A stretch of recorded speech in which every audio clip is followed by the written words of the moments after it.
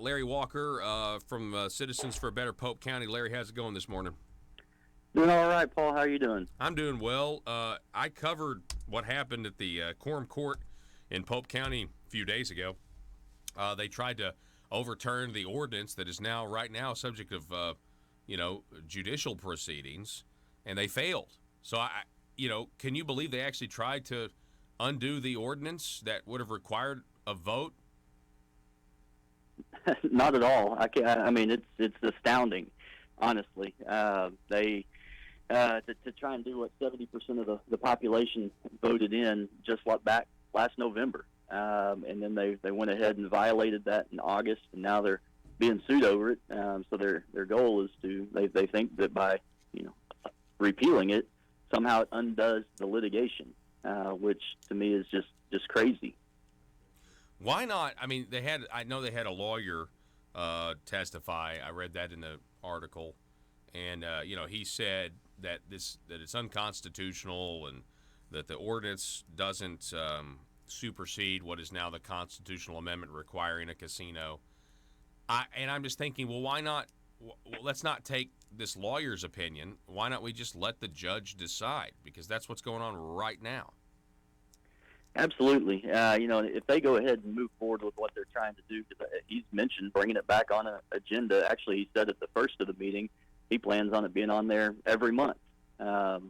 If it just doesn't make sense for them to do that. It is an opinion that they're getting, but there's opinions on both sides.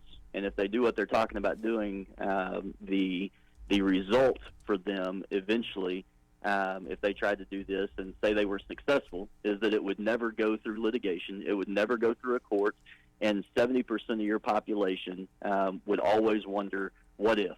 Why? Why was this imposed on us without us ever having a say when we voted on it? And that's how it should have been. We voted. It's a democracy, and we should have had a say in it. We never had a chance because a few select people went in here and took that right away from us. Talk about this group, Pope County Majority. They claim they're the majority because that's it's in their name. That they're the majority. They're pro-casino, Pope County Majority, but yet they were speaking out against a vote where we could actually see if their name of the organization is actually true. Because personally, I think they're actually the minority. I think they should rename their organization Pope County Minority. Well, I'd probably agree with that, Paul.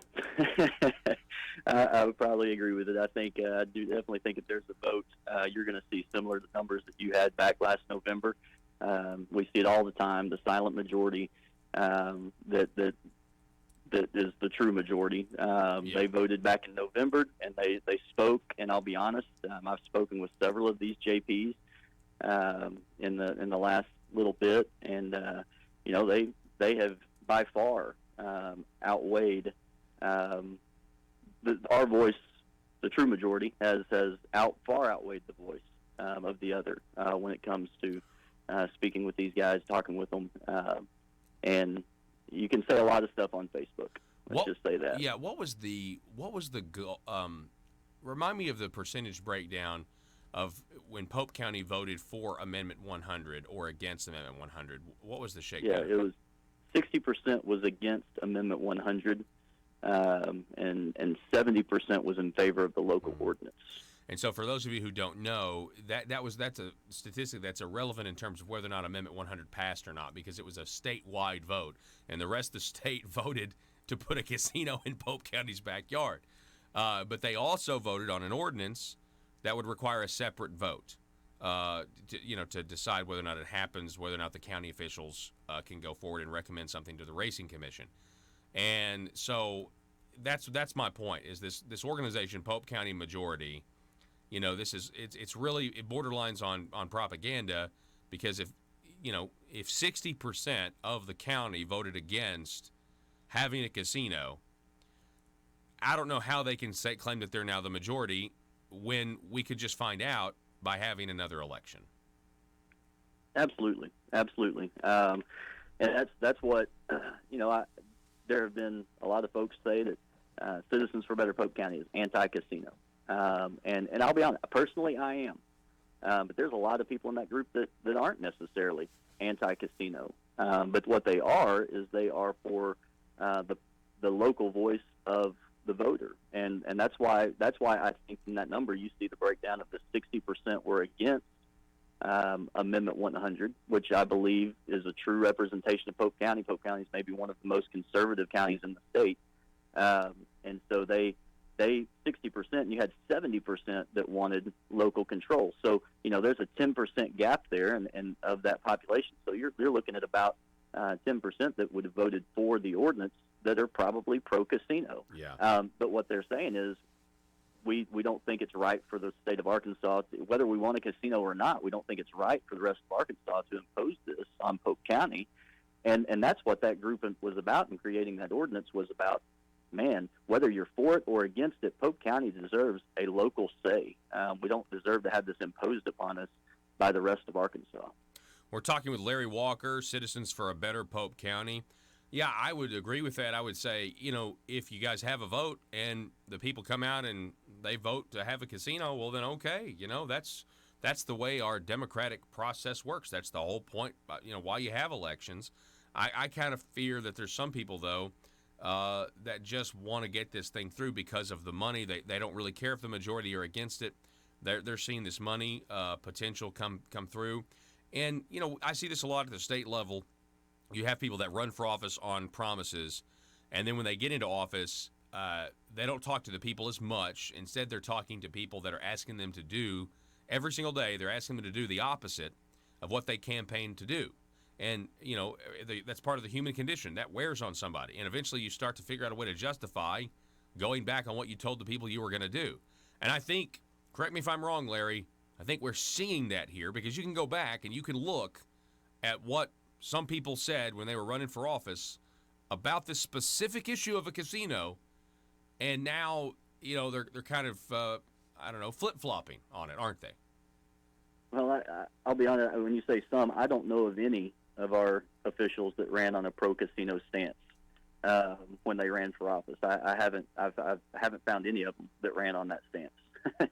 So there might have been some that were just silent on the issue, but nearly all of them were an anti-casino stance when they ran, and because that's 60% of their population. That's what they knew. That's what their population was going for, and so. And I think you saw it in the mayoral election when it came down to the incumbent mayor that was there, and then you had the one that is now the mayor. That vote went 60-40 when they ran when they had that election runoff, and